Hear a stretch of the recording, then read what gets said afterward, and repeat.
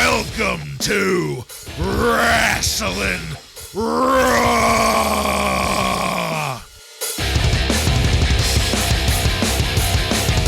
Alright, you're listening to Wrasslin Raw, the podcast that takes you back to when Raw became war and attitude ruled. Thank you for joining us. You're here with Ryan Arico. You're a goddamn murderer! Joe Giammatteo. You know, I saw Paul Bearer backstage earlier. He's sweating profusely. I'm the one and only Jason Bartlett, and we're going to examine WWE history, one episode of Raw is War at a time. But first, just a friendly heads up to our listeners. As we record this is Monday, July 3rd, and here in the States, tomorrow is July 4th. Because of its awkward placement in the week, most people are probably going to be celebrating tonight, so there's a good chance that you might be hearing fireworks in the background. Where we live, there's usually some pretty, we'll say, energetic private celebrations out there. I mean, I'm sure there's probably a hay trailer in a field right next to me getting ready to explode any moment. So just a heads up, like I said, and also a heads up, it's a celebratory holiday, so I don't know about you guys, but I have a beer and a shot here next to me. Oh, absolutely. It's safer than blowing off your digits. Just so you know, might get a little slurry tonight. Who knows? But as a wiser man than myself once said, what better way to celebrate the birth of your nation than by blowing up a small piece of it? In this episode of Wrasslin Raw, we're going to be talking about the Raw that aired on June 30th, 1997. This Raw was recorded at the Veterans Memorial Auditorium in Des Moines, Iowa, and features Vince McMahon, Jim Ross, and Jerry the King Lawler on commentary. Are you guys ready? I'm ready. Ready. All right, then. Let's get into it. The start of this episode had an almost like pay-per-view level video intro package to it. This was highlighting the relationship, past and present, of The Undertaker and Paul Bearer. I guess they used to battle evil together before, the blackmail. I thought that was a really odd note. The evil of Maybale. The voiceover for this was Jim Ross, which was a damn sight better than either Petting Zoo or Vince could have done, I think. We get to something later that's better than Petting Zoo, too. Mm-hmm. But really, there's no fucking around tonight because we went straight into our first match. Ken Shamrock defeats Hunter Hearst Helmsley with China by pinfall in 4 minutes and 41 seconds. Ken Shamrock officially has his own music now. Did you guys hear that? Finally, yeah. Yeah, casino music replaced. That Sonic the Hedgehog casino level music gone. And the music that I always remember him having is in. So that's a good thing. He does say knuckle up sometimes, and isn't there a Sonic character named Knuckles? Oh, yeah. Knuckles. Yeah. Maybe that's who Knuckles is based off of, Ken Shamrock. Yeah. WWF or WWE, ought to look into that. Maybe there's some IP conflicts in there. Ken's also got a great lockdown on his look and like his entrance behavior. He's really into the MMA fighter thing, obviously, and it serves him really well. He has the robe, he does the practicing jabs, he looks good doing it. It's very fitting for him. I also liked Hunter making fun of Shamrock during Hunter's entrance. That's another step further away from the blue blood. Speaking of, we got a pre-recorded promo from Hunter and China calling China the world's most dangerous woman. And that was not at all hoity-toity or blue blood in its delivery. It was very Triple H, or DX Triple H at least. The opening arm drag takedown from Ken Shamrock looked great, and that kept going. Not just Shamrock's comfort with the work, but Hunter's selling. This started off very strongly. Earl Hebner got cited by commentary for discretionary officiating. I guess that's the technical term for being the worst fucking referee ever. We'll get more of that later on, by the way. But the quality of the work in this continued up until Shamrock was thrown out of the ring. China gave him the bum's rush into the steel stairs there. What a fantastic spot that was. But then Mankind started coming down the ramp to taunt Helmsley. That was enough of a distraction to let Shamrock hit one of those insane-looking suplexes to get the pin and the win. Mankind ended up in the ring after the match was called, chasing Hunter, who took his China and ran before Mankind could get a hold of him. Ken really sold the exhaustion after the match, walking out around the ring, briefly acknowledging Mankind there, and that's where this ended.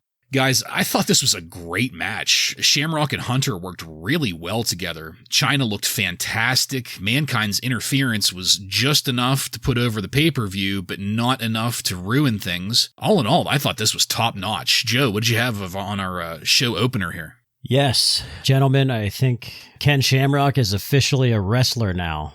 He's having a real wrestling match, which is nice. And looking back now, I do think the WWF did a pretty decent job with the early roles that they gave him. You know, the referee for the Austin and Bret Hart match, and then a couple of those weird MMA style exhibitions. Looking back now, I guess it wasn't so bad because there was only a couple of them. But now he is a WWF superstar at this point. So I liked seeing this. I think on Helmsley's side, I think the King of the Ring win was good for Helmsley. I think it gives him a little more credibility. And I was interested to see how China was going to interact with Ken Shamrock, and it worked out pretty well. Ken Shamrock really sold that throw into the stairs. So, you know, it worked out really well.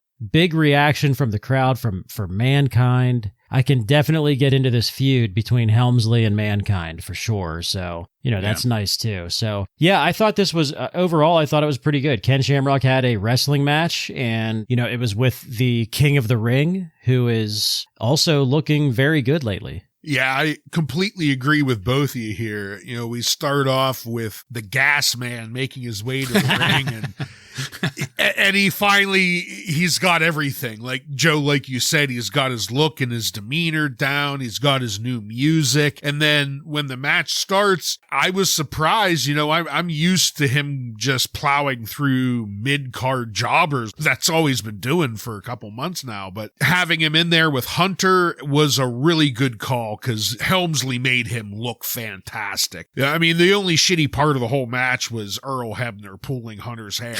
And, you know, I was glad JR fucking disapproved of it. You know, that was great to hear JR not happy about that either. But I think without a doubt, this was Ken's best showing in the ring. You know, some of that credit definitely goes to Hunter, but Ken looks to finally be firing on all cylinders here. And that spot with China looked really good, you know, both in execution from China and the way Ken sold it. I mean, he really flung into those stairs. They went flying. And then Mankind coming down, the reaction from the crowd, everyone there loved it. I know, just like the crowd, I'm ready for a feud between Hunter and Mankind. I think that's going to go great places, and the way it ended with Shamrock with that great suplex and then him getting his victory, just all around good way to start Raw off. Absolutely. When you heard that pop for Mankind, you probably thought it was Crush at first.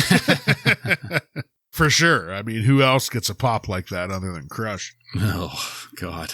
All right. After that match, we went immediately to commentary and got a view of the three of them there, Vince, JR, Jerry Lawler. Vince's stare was drilling into the side of JR's head while JR was laying the groundwork for the evening. And before we moved to Lawler to talk about Paul Bearer's secret, what that might be, Vince gave us his 2 cents also. We will be finding out later tonight Paul Bearer's secret, by the way, in case anybody's anticipating that. I liked the sign behind commentary that said, "Do you think Mankind is a good bowler?"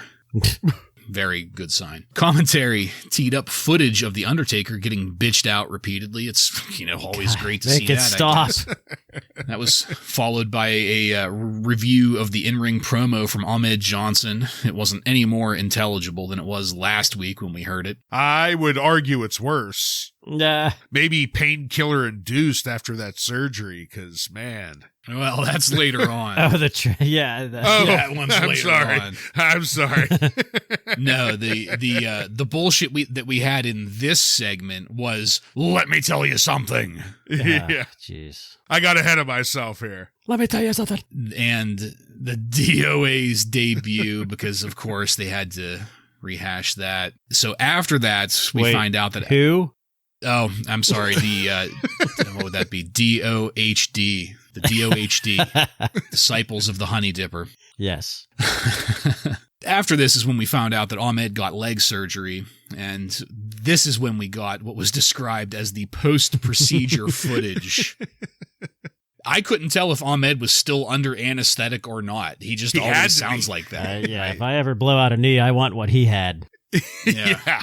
A rough upbringing among Crips is what you mean then. Then wait, commentary. Was he a blood, though? He was a blood, right? Oh, wait. Yeah. Yeah, blood.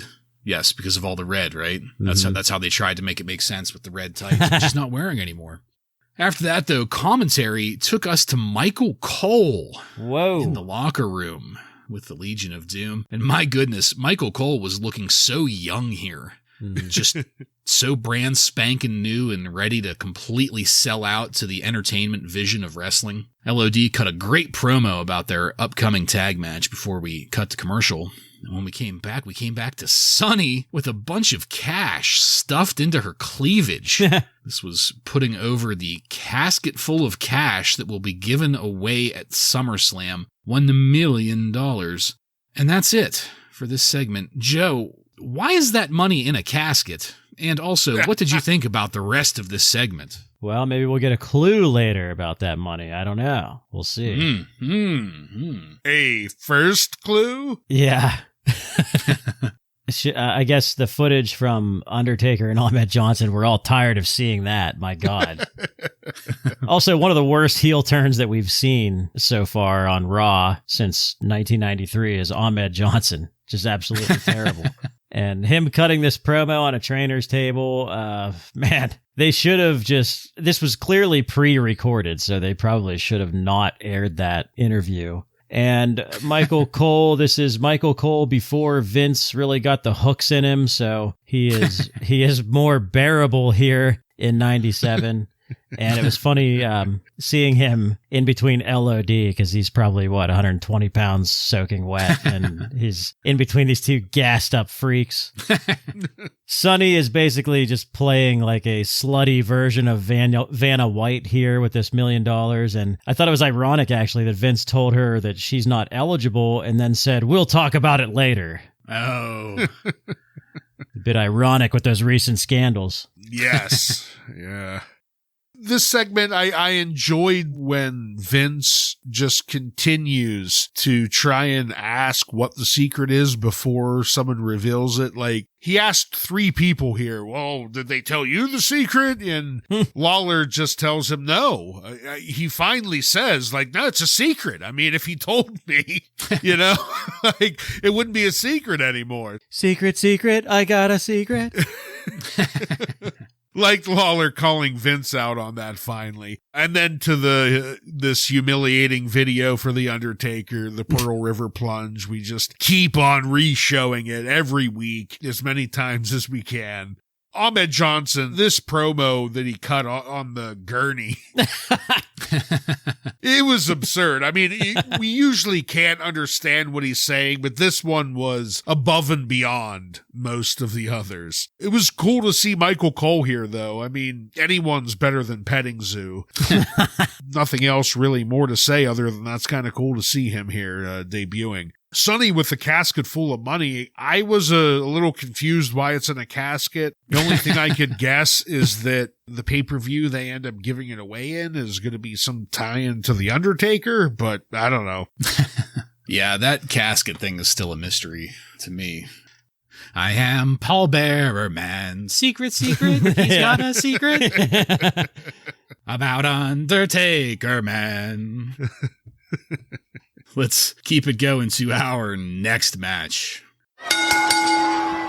The Nation of Domination, Farouk and D'Lo Brown with Kama on the outside, defeat the Legion of Doom by pinfall in 3 minutes and 2 seconds in a tag team title tournament semifinal match. We started this off reviewing how the babyfaces broke the neck of another babyface a few weeks ago, because back when that happened, the Godwins were still babyfaces. But then the match got going and things were a little confused. Things like Animal standing in there after a tag, Farouk being allowed to walk over and tag out. Things seemed a little, like I said, confused. The Godwins, they were up there at the top of the ramp watching, just standing there for a while. And the stutter steps kept coming. They weren't huge, but it felt like there was just a little bit of a miscommunication going on between everyone in the ring at any given moment, including with commentary. JR called LOD's finisher the Devastation Device, and the finish was based on an extremely lengthy distraction by Kama, by which I mean Kama beating on Animal outside of the ring, which of course should have been, an instant DQ victory for LOD. But instead, what it did was draw the referee's attention for a solid fucking minute while the Godwins ran in 3 feet behind the ref's back, hit Hawk with the slop bucket, which made a very loud sound 3 feet behind the ref's back, and then allowed Farouk, the illegal man in the ring, to get the pin. As the Nation got in the ring to celebrate, LOD went running up the ramp after the match to chase the Godwins, and you could clearly see them stop running and lose all urgency on the other side of the curtain. I thought that was kind of funny. The Nation requested Vince's presence in the ring, and once he's in there, Farouk brings up the question of who should be the number one contender for the title. This was kind of out of nowhere, especially when Vince informs us that Vader was chosen to be the number one contender for the WWF title, which was a big what the fuck moment for me, because what the hell has Vader been doing aside from sitting in a fucking Kuwaiti jail? And getting his goozles squished. Ugh. Got goozled and tombstoned. Right. I guess that's what earned it for him. Obviously, though, Vader is white, so that's why he got the spot, or at least that's what Vince is accused of. And Vince used that to make one of the shittiest transitions ever. Well, let's talk about another white man. Let's talk about Crush. Vince, you fucking moron. You fucking moron. Farouk went on for a bit about that until he mentioned that he strapped Savio Vega. That drew Savio out. Of course. Who now dresses completely in white, which I thought was fucking hilarious. Farouk says if Savio wants revenge, Savio can jump his jalapeno picking ass in the ring, and I popped. But that happiness ended pretty quickly as Savio and then 3 other guys dressed exactly the same as Savio jumped into the ring to start hammering on the Nation. There was zero mention of who these people were. They were just called Savio's people. One of these guys was extremely hairy, and that amount of body hair was pretty familiar. I think I know who that guy is. But then Crush and the fucking dipshits of the apocalypse, the disciples of the Honey Dipper came out. And everyone just stood around waiting for them to get in the ring. Once everyone was in their place, that's when the police officers came in. And this was a clusterfuck. Fucking cue the Benny Hill theme song. Yeah, that's all I heard in my head. We broke to commercial, and when we came back, it's like it never happened. That's where this will end. Ryan, please, what the fuck was any of this? My head hurts. This was a fucking clusterfuck from the beginning. And it's a shame because it really shouldn't have been. Just looking at the card, Legion of Doom versus New Nation of Domination. All right, this should be a decent match. And it was okay at times, but as you stated, just things seemed off from the beginning. And then pretty quickly into it, Godwins come down and the distraction causes the fan favorite LOD to be out of the tag team tournament kind of quickly. I mean, I don't know, how long was the actual match? It was like 3 minutes and 2 seconds, I think. Yeah. You would have thought the Legion being thrown out of this tournament would have been a little bit longer than that. And then things went downhill even further after the match. The shit with this Savio, I mean, that was fine, Savio coming out, but then when he comes out with these people that are all dressed exactly the same as him, and I'm saying, why do him and Crush both go make factions where people are all dressed exactly like them? Wrestling is reverting into a video game. Everything is like a video game. This is like Grand Theft Auto gangs now. They're just dressed identical, and they all come out. We got the biker gang. It was a clusterfuck is the only word that I could come up with it. And then to top it off, Crush and his dipshits come out as well. Crush left us. He got thrown out of the Nation 2 weeks ago, and he has shown up every single week during their segments to ruin it. The only good thing is the cops are ready every time Crush gets in the ring now, though. The cops are ready to spring on him and drag him the fuck out. But, this whole thing just was, it was bad. there was a sign in the crowd that said Nation of Masturbation. I don't know if you saw that. Well, I did not. That was funny. That's a good one, though. Yeah. I do think that D'Lo Brown is a good add to the roster. I think D'Lo has been very good. He fits in well. He works great in the ring. Those are the only two good things that I had noted here. I think everything else here is just trash. I mean, LOD unfortunately has become a nostalgia act for 1997, and that is a shame because they still get a reaction. They got a little bit left in the tank here, and we're not taking advantage of it. So that's unfortunate. The Farouk interview with Vince, like, are we going back to the race card stuff that Vince loves so much? I think that's it. Race. Now that Ahmed is injured, they're going back to that, which is just really terrible. Just forced, just not good at all. And then we get this gang war shit. Disciples of the Honey Dipper, they fucking take forever to get there, so everybody's just waiting in the fucking ring. It's the worst part of it, as they all park their fucking bikes. While we were also waiting forever as viewers, I was looking at the people that were like in the front rows, and they were just bored out of their skull. They were looking towards the entrance ramp, like for someone else to come out. Stone Cold or Bret Hart. Somebody relevant. Yeah. Yeah, this gang warfare thing. Well, first of all, I mean, that's, this is their attempt at literal gang warfare. And it just so happens that the only thing that Vince can come up with, or creative, I guess, can come up with, is gang warfare from the fucking 1920s or 30s or like the 1870s. Like, this made me think. So this made me think of two things at the same time.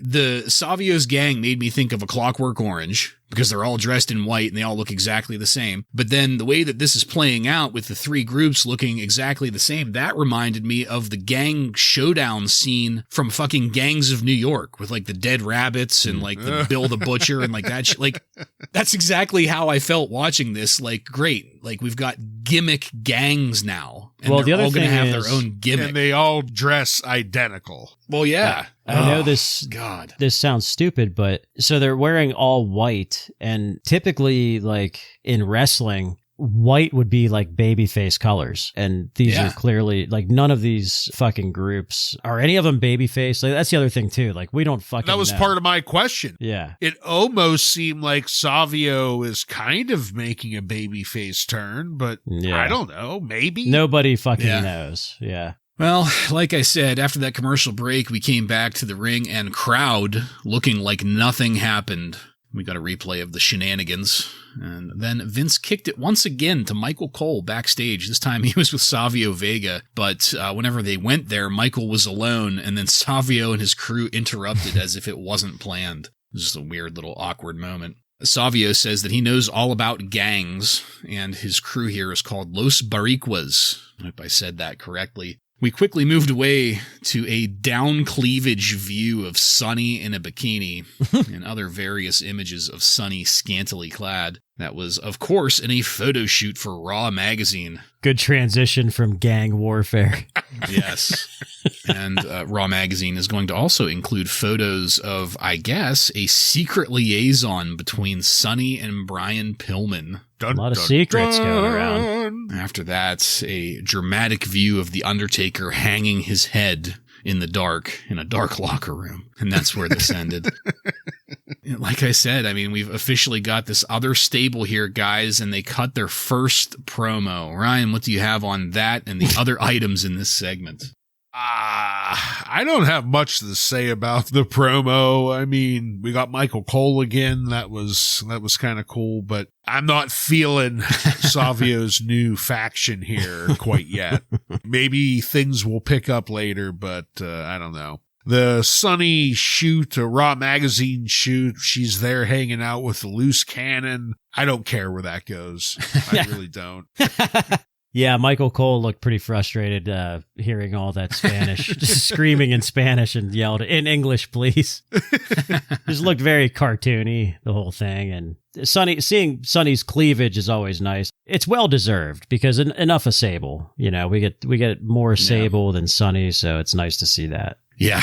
Yeah, I don't really have much to add to that. Not anything that really drew my attention. Well, besides the cleavage, but the rest of it, I mean. And speaking of, let's go to our next match. Brian Christopher defeats Scott Putski by pinfall in 3 minutes and 37 seconds. There at the top of the entryway, Scott Putski had a hard time getting through the curtain, and things did not improve from there. Brian Christopher has completely embraced the too sexy persona, which just blows my mind. Like, this is years ahead of when I thought that would happen. I'm thinking there's probably going to be a pretty, big gap where he goes away. Well, he's not even really in the WWF, right? He's still that's right. USWA guy. Yeah. Sexy. Yeah. Lawler was still there on commentary, and when Vince asked Lawler, "Are you or are you not the father?" Brian Christopher still denying. I rolled my eyes so hard my fucking glasses fell off. This was terrible. I think the majority of the blame there falls on Scott Putski. At one point on commentary, Jerry Lawler said that Polacks are so dumb that they would bring a spoon to the Super Bowl. Jeez. Yeah. Brian Christopher's dropkick to the back of Scott Putski's head looked fucking rough for Scott Putski. That didn't look like he was expecting or preparing for that at all. And I came away from this thinking that I think the only thing Putski really knows how to do is a clothesline, because he sure as fuck didn't do anything else right at all. And in a twist of shenanigans, Jerry Lawler interfered, took a bump to the commentary table, but was eventually able to get Brian Christopher into a winning pin. Lawler got in the ring afterwards, insulted Polish people some more, and thankfully then this was over. Joe, I thought this was the absolute drizzling fucking shits. What did you have? Well, Ryan's former neighbor's son here, Scott Putski, he looks like he owns a tanning bed that also drips oil all over your body.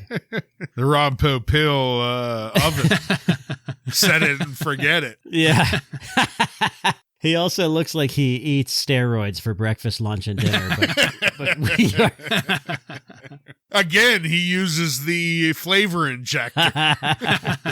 He weighs less than 215. Maybe he's really short. I don't know. He's in this lightweight division match. So this match makes us believe that they are going to bring Ryan's former neighbor in to do something with Lawler, and I am not excited for that, Ivan Putski. So things are not looking good. Now, Jerry Lawler, I popped when he took that great looking fucking header into the table, the commentary table, but then it was ruined because he had to no-sell it so that he could go interfere in the match. So it didn't matter. And, the other thing is, I never knew that they revealed all of this father-son stuff with Lawler and Christopher, like, so early on. Like, I never realized that. He's denying it. Maybe he never... Yeah. I always thought, I found out later that Christopher was his son, but they're really just kind of throwing it all out there.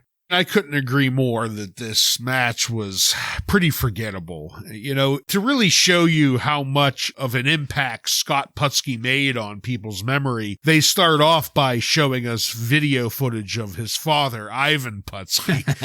Again. So that they could remind us who Scott Putski is. Come on, like him. It's his son. Come on. And one thing I will give, Scott, just like his dad, he's got a hell of a physique. The dude definitely spends some time in the gym. And he sets it and forgets it. Yes. I mean... But that's about where it ends for him as far as his wrestling skills go, because this is not going to set the light heavyweight division on fire, this match. I mean, that's it. There's really nothing to talk about. This match is a throwaway match. It's more about Lawler and Brian Christopher, and is he not the father? And... I don't care, because does it matter if he's the father of Brian Christopher or not? I don't think it does. But the spike pile driver to Putski, though, I did pop for that. Lawler gave to him after the match, but all around a pretty bad throwaway match. I don't think Scott Putski is going to be around very much longer. Time will tell on that one. I mean, he could be the next fucking superstar. We don't know. He might last for years. I think we do know. Superstar of tanning and oiling.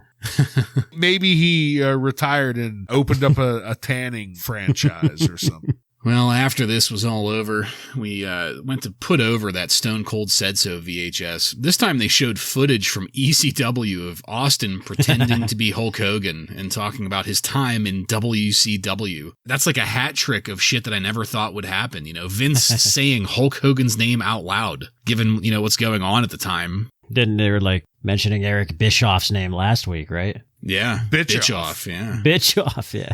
After that, we moved to a pre-recorded video of The Undertaker sitting in that locker room, and he decided here to give a heartfelt statement about that night.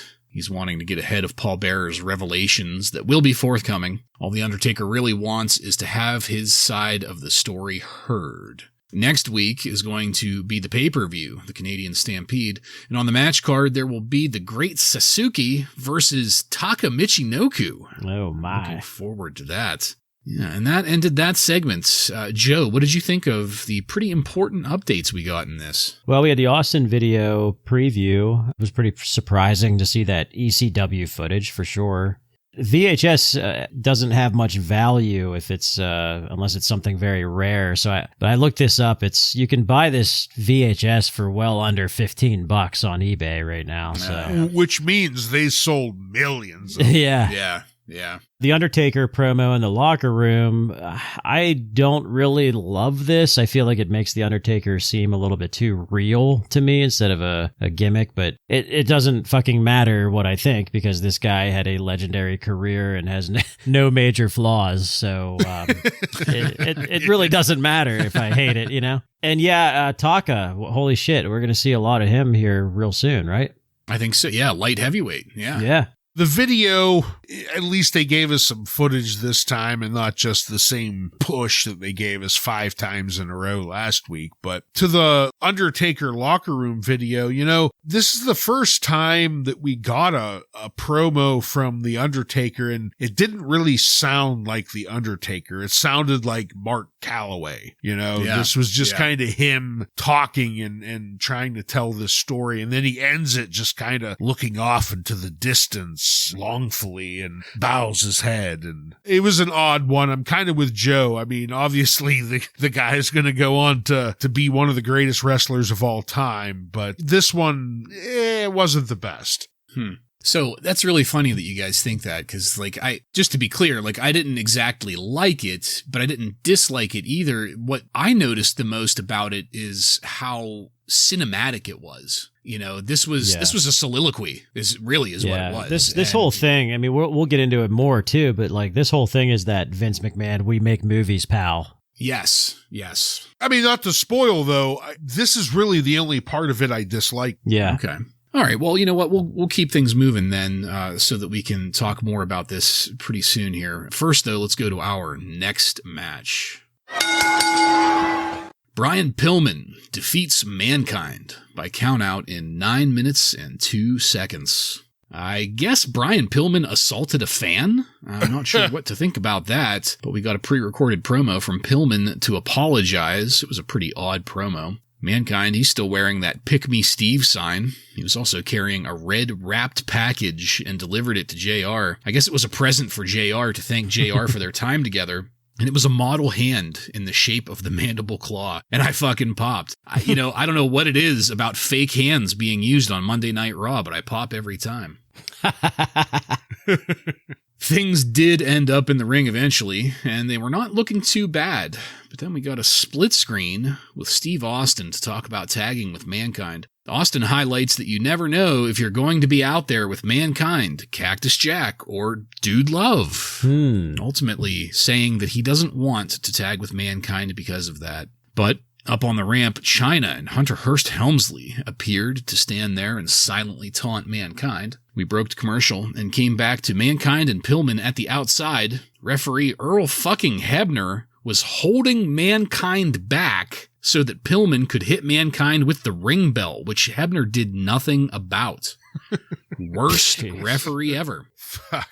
Hebner did at least have the presence of mind to stop Pillman from stabbing Mankind in the face with a pencil. I was hoping you'd mention that. Which was good. And he stopped him just in time, too, because that pencil was about 4 inches away from Mankind's head. Pillman tried to bite Mankind's other ear off. I thought that was funny. And when Mankind tried to apply the mandible claw, Hunter came in to interfere. That led to a couple distractions, with Mankind following Hunter with a chair just long enough to draw the count-out finish. Mankind grabbed a microphone and screamed, "Helmsley!" And that's where I'll end this match segment. Ryan, I thought this was entertaining, but I also thought that it was kind of all over the place. Like, there were a lot of moving parts to it, and it didn't really do this segment any favors. What'd you think of it?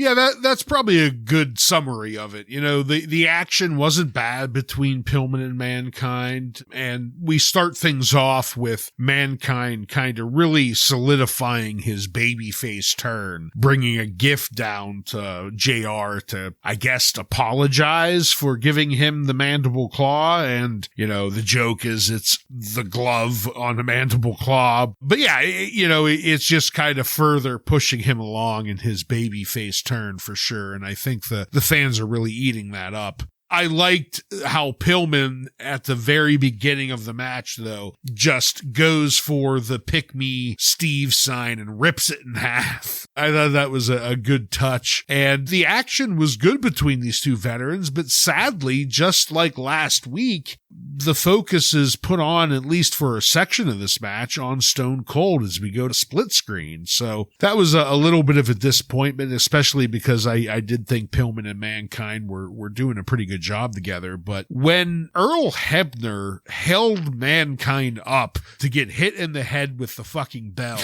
and then do nothing for it, I was just scratching my head like, what was that about? It was like he was Pillman's tag team partner in that spot. Just Earl Hebner sucks. It's just unbelievable how bad he was. And I never really remembered him being this terrible, you know, Right? but going back and rewatching it, just almost every week, there's a spot where I'm like, fuck you, Earl Hebner. But it ended okay. The distraction and stuff was fine. It's what you kind of expect with a feud, especially with Mankind coming out and causing the bad ending in Triple H's match earlier. But the chair shot Triple H gave was one of the weakest I've seen since Hulk Hogan. That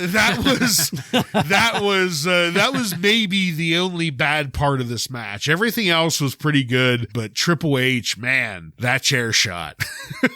Yeah, it was very weak.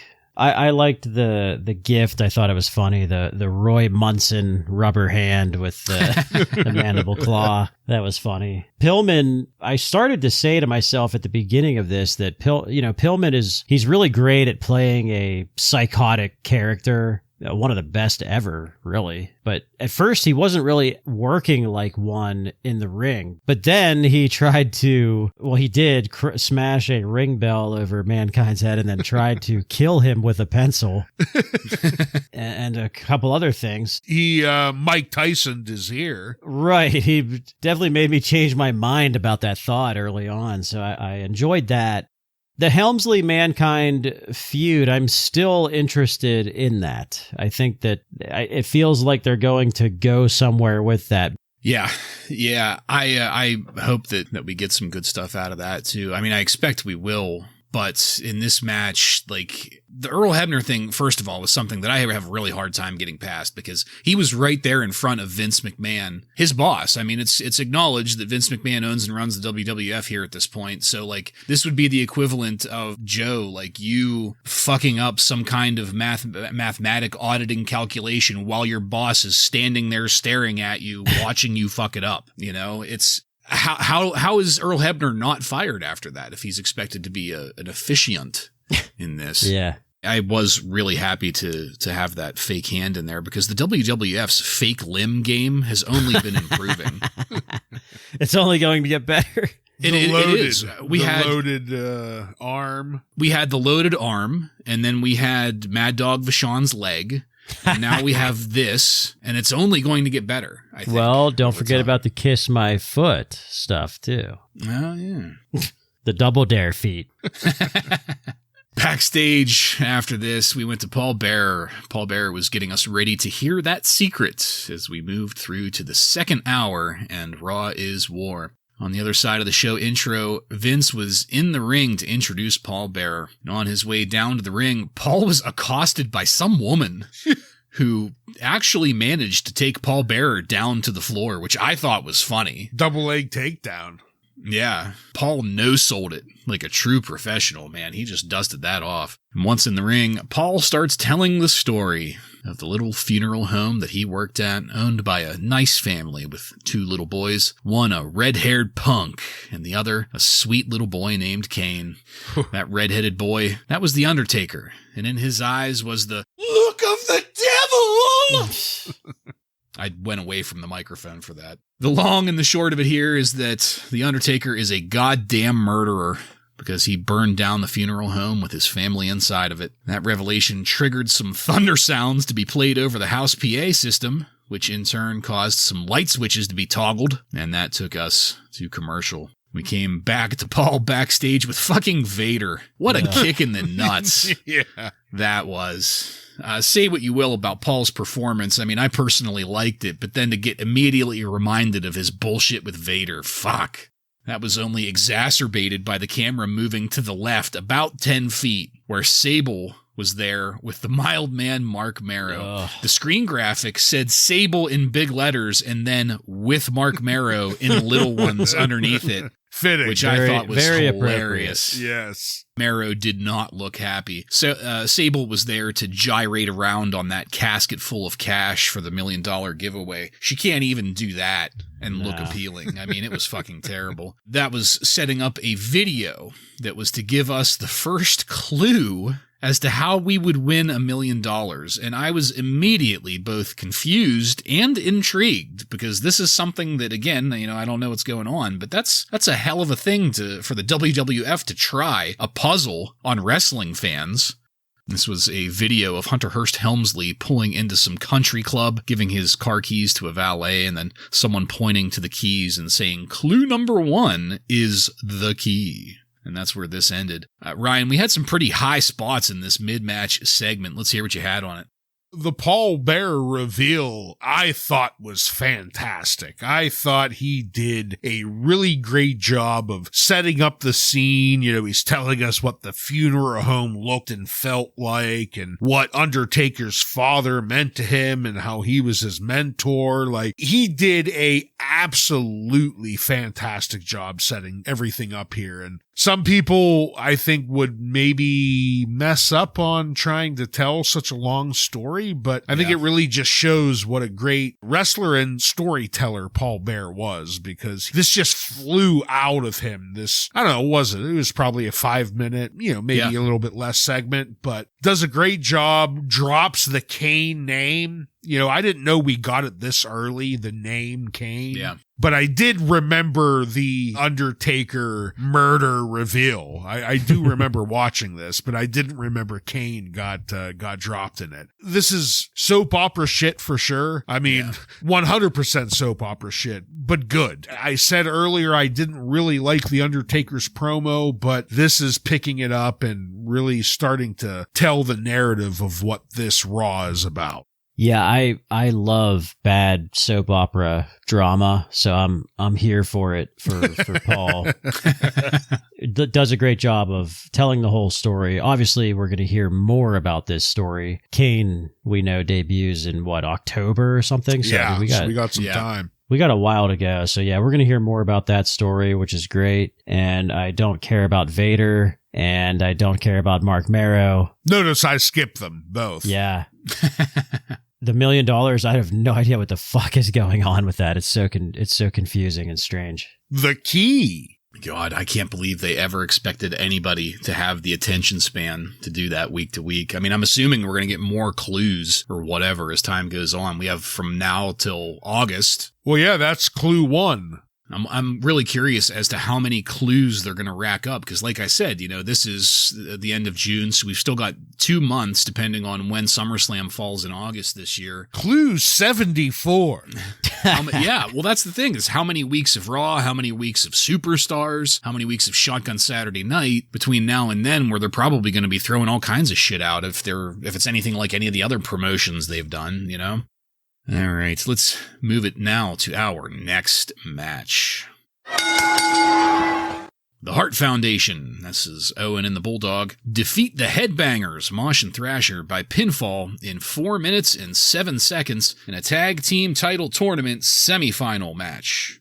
This started with Mosh and Owen, and the work wasn't bad. They tried to get Bret Hart on the phone a few times at the start of this. It didn't work at first, but Bret did eventually get there, and that took the focus of the segment, because even though the action in the ring was mostly solid, I wanted to hear what Bret had to say about things. Bret put over the pay-per-view, which was appropriate, but again, that distracted me from the match, which up to that point was mostly serviceable. The distraction was there enough that we got to the finish without me even noticing how it happened.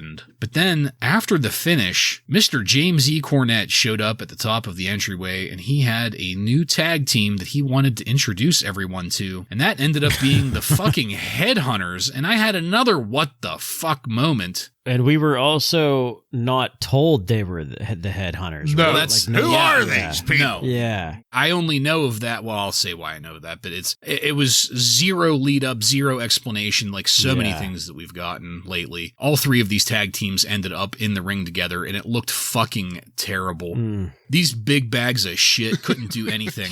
Sloppy fucking flap fucks. Flop of fuck bags, yeah. So they fell a couple of times in the ring there, and all I could think of, and this is where I know them from, all I could think of in this segment is this was just like from ICP's Stranglemania, where one of the Headhunters falls off of the top rope because he caught the tip of his little curly boot on one of the ropes on his way down. Yeah. I wish I could go back and watch that. I wish I didn't wear the hell out of my VHS.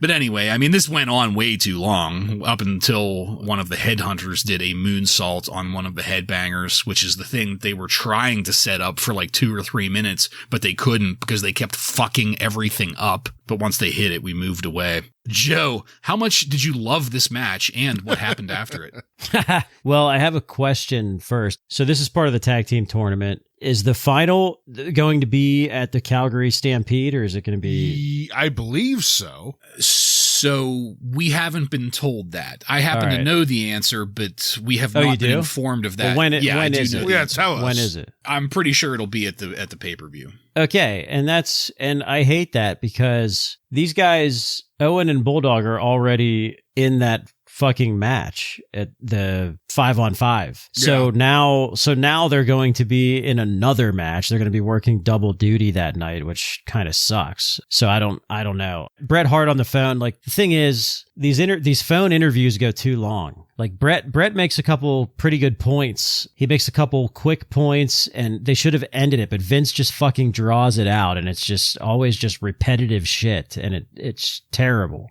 I don't think these phone call segments have any place now that they have 2 hours. Right? Yeah. And it could have been part of the swerve, bro, because they didn't want us to think that Bret was there. But still, like... Well, we had it last week, too. Yeah.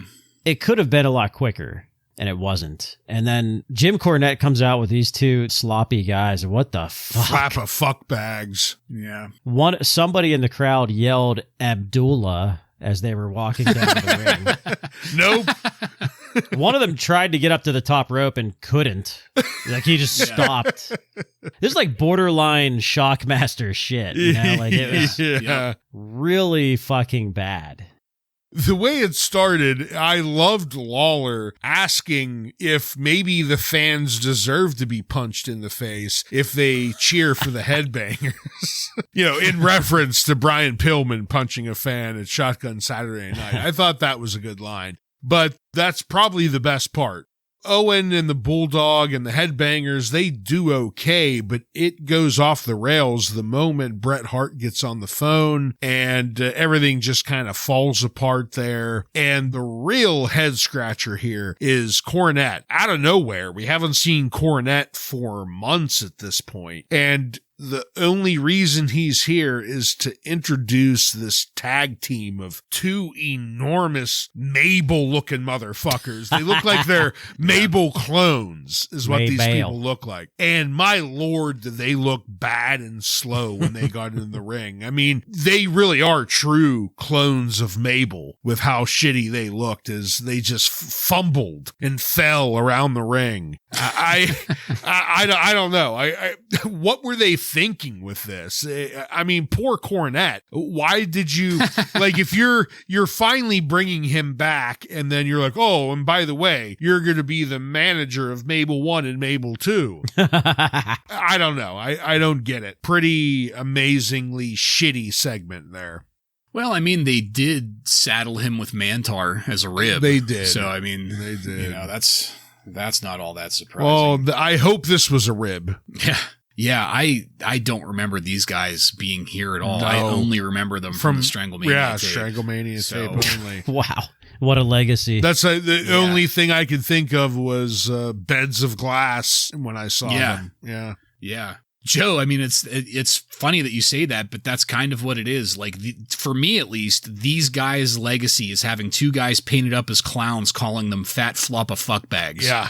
Yeah. And Tomato Boy, and I forget what he called the other one, but yeah, and you know what, just to throw a disclaimer out there, because I don't want my balls busted on this next week if I ended up being wrong. Whenever I look at match cards, I have a couple different ones up on the screen at the same time to do my notes, and I have had a couple drinks, so we might not have that match at the Canadian Stampede. So. You son of a bitch. Well, you know, CYA, fellas, it makes the world go round. All right, next up, we're going to go backstage to an anxiously pacing Undertaker. The Undertaker starts giving an emotional confession about his family burning to death in the funeral home. But his side of it is that it was Kane, not the Undertaker. Taker wasn't even there. Incidentally, Paul Bearer was showing the Undertaker the burnt corpses of his family after it happened. And that is what actually inspired the Undertaker to become a wrestler, because, you know, that follows. You see the charred corpses of your loved ones and you decide to avenge their deaths in the ring. Makes sense Ultimately, to me. If I know, that's probably what I'd do if that happened to me. Ultimately, the Undertaker gives a final statement about the strength in the face of adversity and blah, blah, blah, which was immediately followed by Rockabilly's music.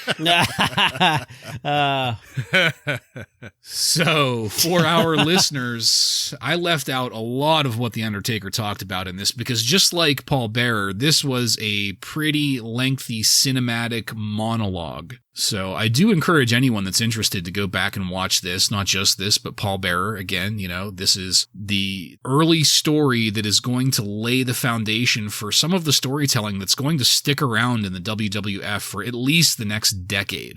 It was very well done and is pretty significant for the history of what will happen here. With that being said, Joe, what did you have on the Undertaker's side of the story here? We make movies, pal.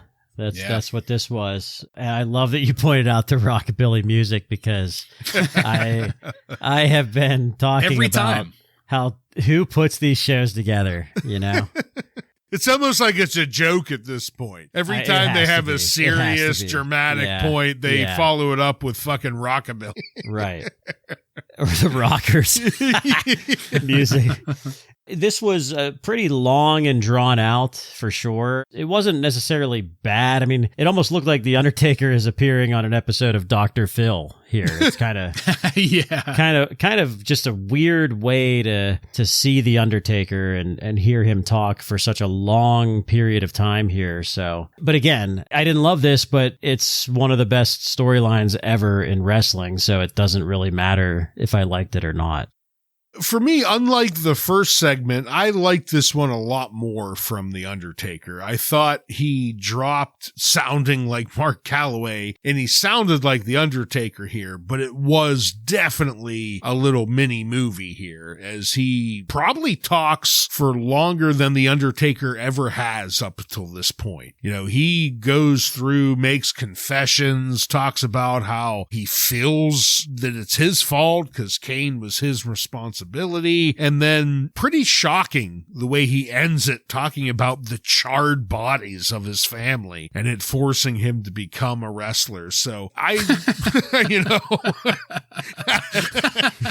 I mean, when you say it like that, it sounds ridiculous, but I mean, we're talking about professional wrestling here, right? So I loved it. I thought The Undertaker did a good job here. I thought he did a better job of balancing that line between real life character and the gimmick of Undertaker. I enjoyed it. Yeah, I did too. It's just, this is one of those times where, you know, we do this in the spirit of hindsight and, you know, seeing what holds up over time. And this, to me at least, holds up over time. But man, I don't remember this. I remember it, but I don't remember it being so, I don't know, dramatic or obviously, you know, scripted, that kind of thing, you know? Well, as I said, that last segment ended and we went into our next match. Rockabilly with the Honky Tonk Man versus Vader with Paul Bearer ends in a no contest in 42 seconds. Thank God. And so begins the burial of Rockabilly. Rockabilly did get an immediate guitar shot in on Vader, which was perplexing because how would that not immediately fucking disqualify him? Horribly gimmicked guitar, too, by the way. Oh, yeah. And surprise, Vader no-sold it. Yeah. But that was just a preamble to The Undertaker running out and attacking Vader. The Undertaker makes quick work of the number one contender, putting him down with zero effort. That causes Paul Bearer to start screaming, "Murderer!" into a microphone. The Undertaker came out of the ring and paintbrushed Paul Bearer. That looked fucking good. Yelling that the Paul Bearer should tell the truth. Paul Bearer says that it is the truth because Kane told him. Kane is alive. My God, the money shot there. That momentary pause was enough to distract The Undertaker so that Vader can hit him, and Paul Bearer and Vader took the opportunity of that distraction to run away, and that's where this ended. Well, guys, here it is, the big payoff, the revelation that Kane is alive and that Rockabilly doesn't fucking matter at all. And I have to admit that I don't remember this specific part of the story at all. Like, I don't remember that this is exactly how this played out, these revelations. So, Ryan, what did you think of the way that this was given to us? Well, the match that is Rockabilly Vader is inconsequential. I mean, it doesn't matter at all. What this is all about is getting to Paul Bearer screaming, "Murderer! Murderer!" and The Undertaker going up to him, grabbing him, and then slapping the goozle fat of Paul Bearer. That scene, he like 3 times just slaps him right across his gobbler. It was fucking fantastic. And then Paul Bearer wailing that Kane is alive, Kane is alive. I remembered this, but not that Rockabilly or Vader had anything to do with it. So way to just totally eclipse their match with something that is much, much better. Yeah, who would have guessed? You know, every time we see clips of the, I guess, shorter version of the Kane story, we hear that Kane is alive, Undertaker. We see that part, but yeah, nobody knows that fucking Rockabilly and Vader are a part of that story. Vader is very, very fortunate to be a part of this because he is completely useless. Last week, Undertaker tombstoning Vader was the straw that broke the camel's back for Paul Bearer. That is what made him reveal the secret. Just simply tombstoning Vader. So it's crazy to think about. Like, we know this story, we know how great it is, but it's crazy to see all those little things, you know, when you rewatch all of this. Yeah, 100% agreed. Like, it's the little details like this that just make me think to myself, like, damn, like, I can't believe I was so invested in this. I mean, again, in hindsight, of course, we were invested because of the way it turned out and because it hooked us and kept us in. But I can't believe that this hooked me to begin with, you know, at least this part of it, the way that they set this up. The idea of what's going on is very interesting, but I mean, fucking Rockabilly in 42 seconds. Like, what a vehicle. What a vehicle to get it over. All right, let's go then into our final match of the night. Stone Cold Steve Austin defeats Jim the Anvil Neidhart by disqualification in 10 minutes and 22 seconds.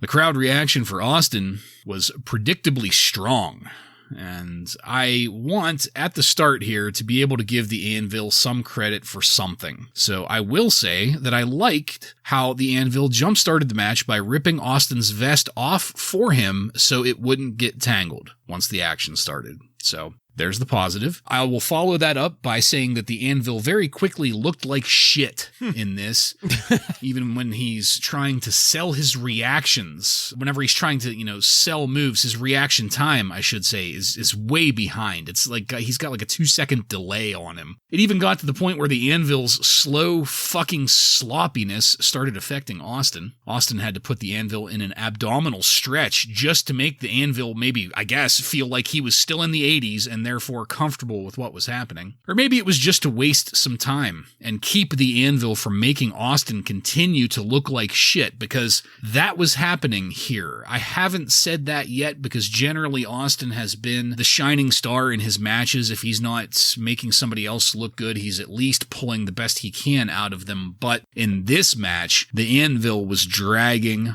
Austin down with him. Case in point, they ended up on the outside where they were able to move more slowly, draw things out a little longer, avoid any direct action. We got the news that something was happening back in the locker room just as we were moving to commercial, and we came back to get the update that Bret Hart was there at the arena. We didn't think he was before, and he apparently attacked Ken Shamrock with a metal barrel. The officials that showed up to stop the attack didn't really have a sense of urgency when pulling Bret off of Shamrock. The first guy that showed up, I think, was not Rene Goulet, but that other nameless suit that isn't Pat Patterson or Jerry Briscoe or Dave Hebner. Pat came in there later and was like, Bret, no, stop. Zero urgency. Let him go. Back in the ring, the Anvil pulled the top down on his wrestling singlet, making himself look like an even bigger piece of shit, which I didn't think was possible at this point. We quickly went into another rest hold to kill some more time while the Anvil caught his breath. Even the way that the Anvil kicks out of a pin just looks like shit. The Anvil's attempt at a splash from the corner ropes looked like shit. Bret Hart finally showed up to get Austin the DQ victory, which was good because the Anvil was blown up and could barely move and looked like shit. Bret dragged Austin to the corner, applied the sharpshooter around the ring post. That drew out Mankind, who put the mandible claw on Bret, which drew out the rest of the Hart Foundation, which drew out an unbelievable from Vince. And as Pillman was hitting Mankind with a chair, the human centipede of submission moves fell apart, and we faded to black. And that's it. That finish was great, I thought, and did a good job of setting up the pay-per-view. It's just kind of a shame that finish had to come on the back of what I think was Austin's worst match so far, which was entirely the Anvil's fault, because, in case I didn't say it enough, Jim the Anvil Neidhart in 1997 looks like shit. Mm-hmm. Ryan, what did you think of this match and the way that Raw ended tonight? Yeah, sadly, I'm going to have to agree with most of that. When it first started, it was fast-paced out of the gate, and I was a little shocked. I said, hey, maybe Stone Cold and the Anvil's going to have a decent match here. And I didn't get that out of my fucking mouth, and the rest hold started. And the anvil blew up and was just completely out of gas.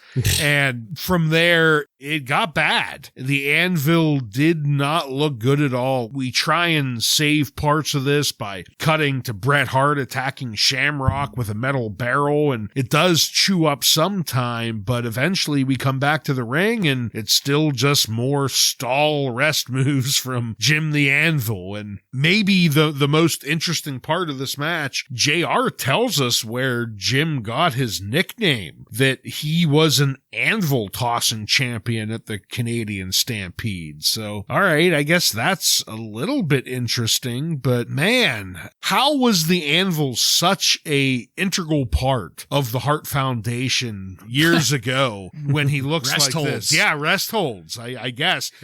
He got tagged in when Bret needed a rest, and he'd come in and just apply a rest hold, and everyone got a rest. But thankfully, it ended pretty strong, though. The Bret Hart coming out with a figure 4 on the Stone Cold, and then Mankind coming out. I thought that did a good job of setting up not just the Stampede, but also this pick me Steve thing with Mankind. Good ending to a very shitty match. Yeah, very shitty, obviously, because of the anvil.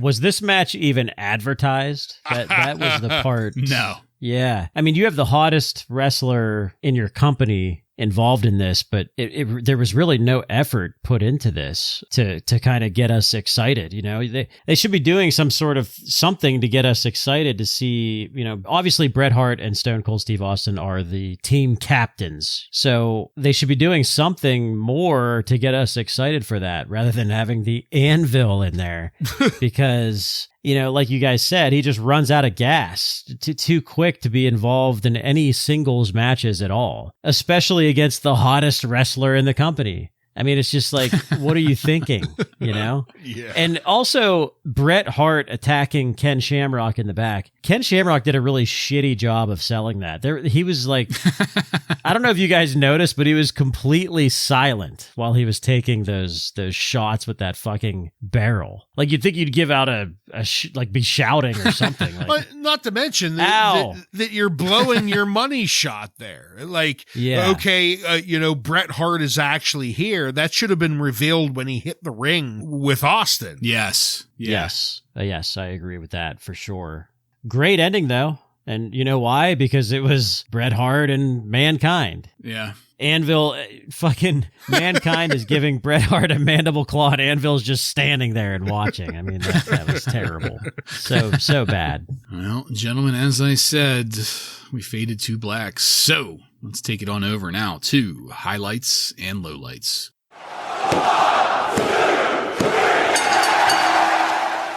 Joe, why don't you take that first? This is the go home for Canadian Stampede, right? Yep. Canadian Stampede is in my top 3 favorite pay-per-views, probably. Oh. It's not because of any match or, you know, we may not even see a 4-star match, but I feel like it is a payoff to what Bret Hart has been doing since WrestleMania with this whole Canadian hero gimmick that he's doing. So I'm looking forward to you guys watching it and seeing the energy from that crowd. Yeah. So as far as a highlight for this show, it's got to be the Undertaker and Paul Bearer stuff for sure for me. For a low light, it's I mean, there were a few things here, but I got to go with this fucking Jim Cornette Headhunters thing. I mean, that was just the absolute shits.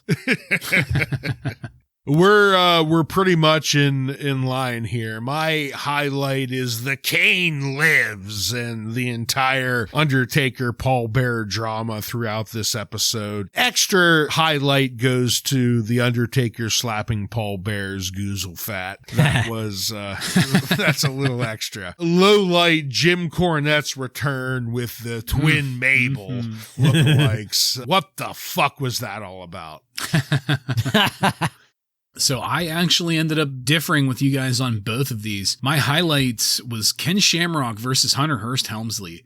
Good match. I was very pleasantly surprised at how good that match was. Not a match of the year candidate, but for Ken being so relatively young in his WWF career here, that was pretty goddamn good. My low light, on the other hand, was the final match of the night, specifically because of Jim Neidhart. Absolute fucking garbage. Garbage he was. Like an anvil around the ankle. Garbage he was. Dragging everybody down around him. Yes. All right. So with that being said, Joseph, I don't suppose you have any contemporary wrestling news from on and around June 30th, 1997 for us? I do. Something that is not wrestling related, but will probably play a part later in wrestling, is that Brian Pillman actually mentioned it earlier in the show that Holyfield Tyson 2 happened this past weekend, where Mike Tyson bit off Evander Holyfield's ear. That happened this past weekend, and it's probably going to play a part here in wrestling in a few months, so we'll see what happens there. Jim Cornette appeared on ECW TV on June 28th in Philadelphia. Cornette basically just hit a bunch of guys in the ring with his tennis racket, but Dave Meltzer said that Jim Cornette's appearance apparently got a huge response, and the angle came off very strong. Dave Meltzer referred to this episode of Raw as the Raw turns. Most people that Dave talked to hated the segments with Paul Bearer and Undertaker, but noted both interviews did spike the ratings. Dave Meltzer thought that this came off as a badly acted high school play. In a Shotgun Saturday Night match, dark match, Rockabilly defeated a wrestler named The Patriot. No. The name is familiar. Here's another familiar name. Sean Morley got a tryout and lost to Henry Godwin. Sean Morley, better known as Val Venus. Oh. Hello, ladies. Dave Meltzer thinks the firing Brian Pillman from Shotgun Saturday Night was an angle to replace him on Shotgun commentary. He did not actually attack a fan, which... Okay. I was wondering that because they never showed us footage of Brian Pillman attacking a fan. Well, that and the fact that Brian Pillman's apology was not a real apology. Yeah. And last is that Dan Severn was offered a deal from the WWF, but there is no word on whether he has accepted the deal. So, Bartlett, maybe you can act that out. Yeah, a reenactment of his reaction. I just don't know if I should sign this contract, guys. I'm still working on it, but thank you for thinking of me. It's almost like you almost got like a Marlon Brando thing going there. A little bit of Marlon Brando mixed in with the midget from the James Bond film. Oh my gosh. Yeah. Oh wow. Yeah. The golden Hervé gun. Villechaize. Yeah. See, I thought I was sounding a little too close to Hooks from Police Academy. Oh. Which I think is a lot closer to Dan Severn than any of those other guys. Stop, punks. You'll be getting a visit very shortly. Oh my, yes. Broken in every bone. Thank you, Joseph, illuminating as always. And that's it, folks. We are done with this one. I want to thank you again for joining us. If you like what we're doing here and want to connect with us, you can email us at WRASSLINRAW. Just add @gmail.com to the end of that to submit questions or comments. Check us out on social media and on every podcast subscription platform. While you're there, don't forget to follow and subscribe to get every episode of Wrasslin Raw coming to you every week. Give us a 5-star review and tell all of your friends to tune in to the most boisterous Monday Night Raw review podcast on the airwaves. Next week on Wrasslin Raw, we're going to take a look at the Canadian Stampede. That's In Your House 16. And that is going to feature matches with Vader, Taka Michinoku, and many more. So, for Joe and Ryan, I'm Jason, and this has been Wrasslin Raw.